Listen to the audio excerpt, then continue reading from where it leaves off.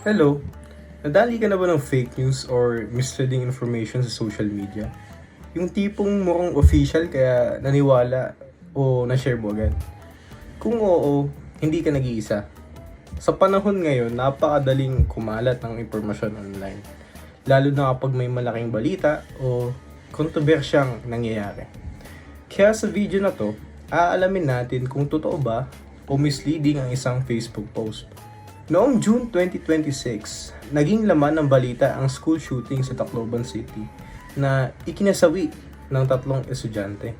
Dahil dito, nagkaroon ng usapang tungkol sa paghihigpit o regulasyon sa ilang violent video games habang nagpapatuloy ang investigasyon. Kasabay nito, kumalat ang Facebook post na nagsasabing ibaban raw ng mga LGU ang maraming sikat na video games tulad ng Minecraft, Mobile Legends, Roblox, GTA 5, Valorant, Call of Duty Mobile at marami pang iba. Sa unang tingin, mukhang totoong government announcement ito. Gumamit ito ng Malacanang Republic na heading, Red News Update banner, professional looking layout, at may petsa pa. Dahil dito, madaling paniwalaan at i-share ng maraming tao. Pero bilang responsible digital citizens, hindi tayo dapat agad naniniwala sa nakikita natin online. Kaya nagpa-fact check kami gamit ang mga mapagkakatiwalaang sources para malaman kung may katotohanan ba ang mga claim na ito. Una, sinuri namin ang balita mula sa Inquirer.net kung saan kinumpirma na totoo nangyari ang school shooting sa Tacloban City.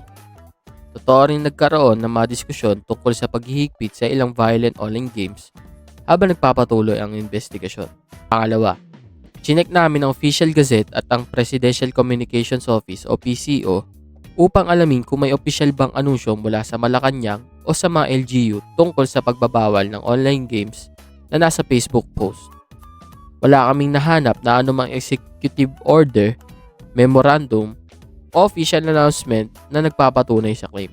Pangatlo, ayon sa Verified Fact Check, ang mga kumakalat na post na tungkol sa total ban ng online games ay misleading. Totoo na may mga panukalang regulasyon matapos ang insidente. Ngunit, walang opisyal na desisyon na ipagbawal ang lahat ng larong nakalista sa Facebook post. Napansin din namin ang mahalagang detalye sa ibabang kanang bahagi ng larawan. Nakalagay ang salitang satire. Ibig sabihin, ginawa ito bilang parody o katatawanan at hindi bilang totoong government announcement. Ngunit kapag hindi ito napansin o na-share ng walang context, maaari itong maging misinformation dahil marami ang tao ang maniniwalang totoo ito.